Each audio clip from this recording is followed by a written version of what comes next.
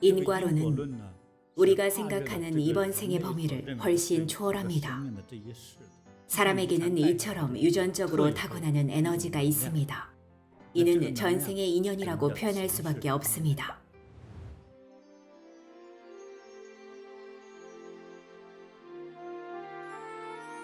전생의 인연.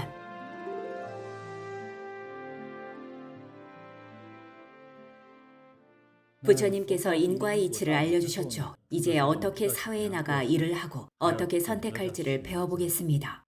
우리는 인생을 살면서 어릴 때부터 성인이 될 때까지 학교에 다니면서 친구들을 사귀입니다. 저 역시 마찬가지였죠. 내가 좋아하는 친구가 있는가 하면 또 내가 싫어하는 친구도 있습니다. 어떤 친구는 어떻게 해서라도 친해지고 싶고 잘해주고 싶습니다.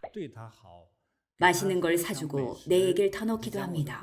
그런데 그 친구는 나를 험담하거나 나를 신경 쓰지도 않습니다.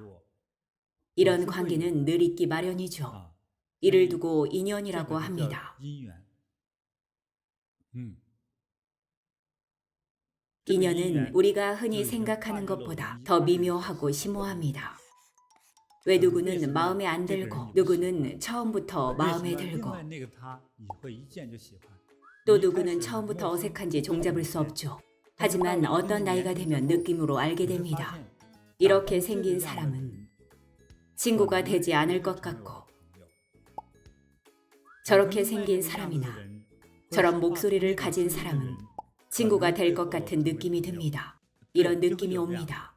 얼굴이 긴 사람은 내 친구, 눈 큰 사람은 내 친구, 눈 작은 사람은 나의 적, 이런 식입니다. 물론 조금 과장된 면이 있죠.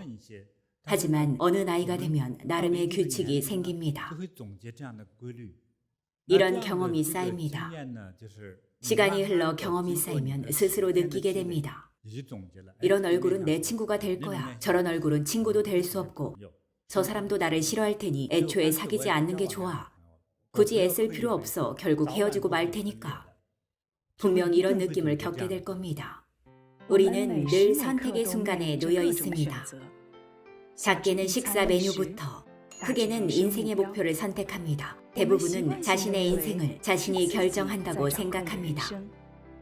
그런데 가끔은 선택을 내릴 때마다 어떤 힘이 나를 조종하는 것 같은 막연한 생각이 들기도 합니다. 도대체 누가 나의 선택을 조정하는 걸까요?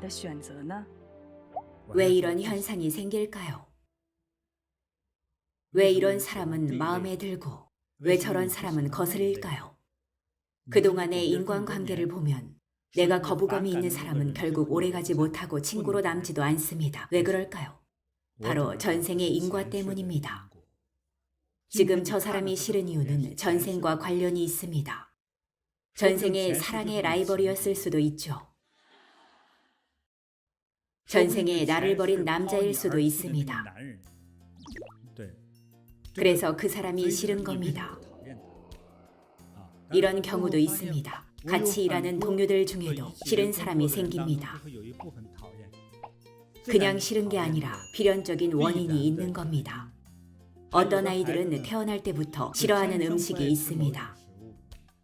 가지를 싫어하는 아이가 어느 날 엄마가 정성껏 만든 가지 요리를 먹고 나서 얼굴 반쪽이 심하게 부었습니다. 가지처럼 부풀었죠. 엄마는 말하죠. 도대체 이유가 뭘까요? 먹으면 안 된다고 한 적도 없는데 애가 처음부터 가지를 싫어했어요.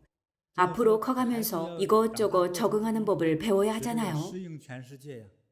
그래서 특별히 마음먹고 정말 힘들게 인터넷을 검색해서 맛있는 요리를 만들어줬어요. 그런데 먹은 후 심한 알레르기가 생겼어요. 왜 그런 걸까요? 선천적인 거부 반응입니다. 싫은 데는 다 이유가 있습니다. 싫어하는 감정은 정신적인 감각으로 나타납니다. 정신적인 느낌이라고 할 수 있죠. 하지만 근본적으로는 생리적인 현상입니다. 우리의 몸은 무엇이든 가능한 만능 컴퓨터와 같습니다. 가지를 먹기도 전에 거부감이 느껴집니다. 특히 어린아이는 더 예민하고 감이 좋기 때문에 못 먹는 음식을 더 잘 느낍니다. 그래서 먹어본 적이 없어도 안 먹겠다고 말하는 겁니다. 가지에 대한 생리적인 거부 반응은 우리의 몸에서 저절로 나타나는 특정 음식에 대한 거부 반응입니다. 먹어본 적이 없어도 알 수 있죠. 이처럼 보자마자 싫은 사람과는 친구가 될 수 없고 싫은 사람과는 정신적인 벽을 세우기 시작합니다. 친구가 될 수 없는 사람과 굳이 사귈 필요 없고 못 먹는 가지를 굳이 먹을 필요 없다고 생각하죠. 혹시라도 먹는 순간 도무지 견딜 수가 없게 됩니다. 사람이 타고나는 영감은 항상 인생의 중요한 순간에 올바른 판단을 내리도록 도와줍니다.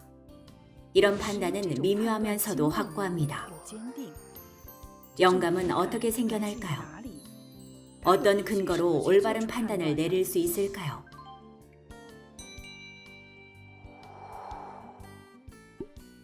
하지만 사람은 음식과는 다릅니다. 가지나 고추, 술, 식초와는 다르죠.